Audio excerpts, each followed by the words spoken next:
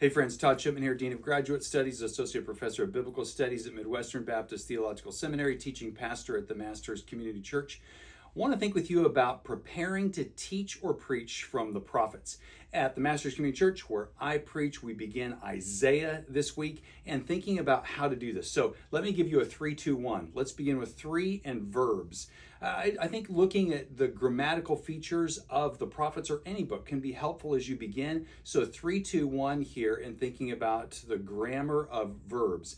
I think first you want to look at first person singular verbs. That's often going to be God speaking in the prophets, be it Isaiah or any of the prophets. It's often God who's the speaker, and that's going to help you to find the statements that God makes.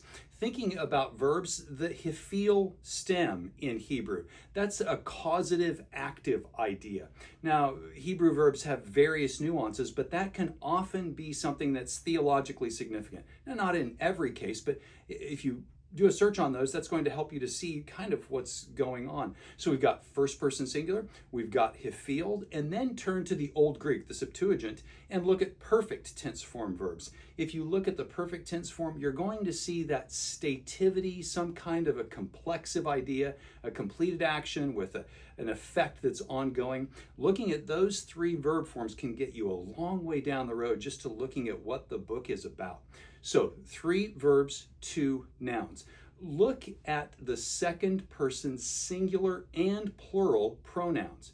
Finding those pronouns can help you to see that second person singular, even if it's a corporate singular like Israel or Judah, but also in the plural. God will speak to them that way. If you look at those first person singular verbs and the second person singular or plural pronouns, you're going to have dialogue very often. That's going to be rich in the prophets especially. Then thinking about nouns, look at the Old Greek and look at the genitive. I suggest this across the board. Septuagint, New Testament, looking at the genitive can help you to identify theme. The genitive case is that noun case that restricts or qualifies a head noun. Often you can find theme. So 3 verbal forms, 2 noun forms, and 1 preposition. 3-2-1.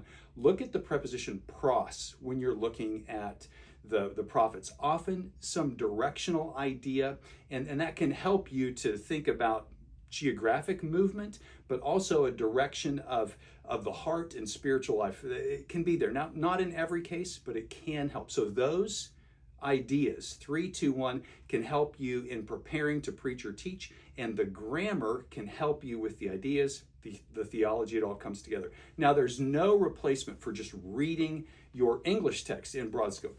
Sitting down and making sure you have context, just reading your Septuagint, your Hebrew Bible, to see the context of all of these ideas. Hey, for more biblical studies videos, go to biblicalstudiestoday.com to study Greek grammar, Hebrew grammar with us, and think about preaching and teaching, mbts.edu. See you next time.